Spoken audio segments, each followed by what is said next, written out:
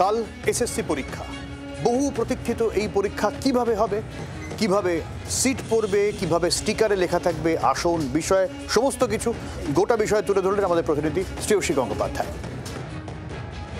আর কয়েক ঘন্টার মধ্যে স্কুল সার্ভিস কমিশনের নবম দশম ক্লাসের শিক্ষক নিয়োগের পরীক্ষা।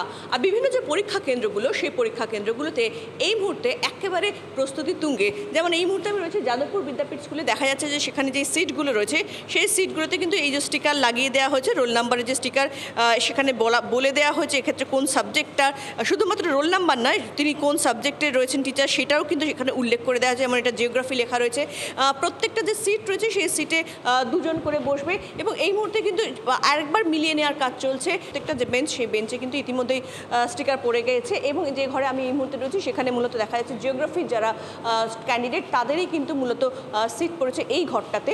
এবং এক্ষেত্রে যেটা স্কুল সার্ভিস কমিশন সূত্রে বলা হয়েছে যে পাশাপাশি দুজন বসলেও, যেমন এখানে একজন বসবেন, আবার ওপাশে একটা স্টিকার রয়েছে ওখানেও আরেকজন বসবে, পাশাপাশি দুজন বসলেও তাদের যে কোশ্চেন পেপারে, সেই কোশ্চেন পেপার কিন্তু কখনোই এক সিরিজের হবে না, অর্থাৎ এক একটা সিরিজের প্রশ্নপত্র পাবেন এক একজন। ফলে সেই জায়গা থেকে দাঁড়িয়ে কিন্তু সেক্ষেত্রে প্রশ্ন নিয়ে বা প্রশ্নকে ঘিরে কোনো অন্যরকম অসৎ উপায় কেউ কিন্তু অবলম্বন করতে না পারেন, তার দিকেও কিন্তু বিশেষ নজর থাকবে।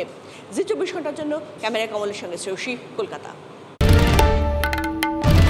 বাংলার আওয়াজ, বাঙালির আবেগ, জি 24 ঘন্টা।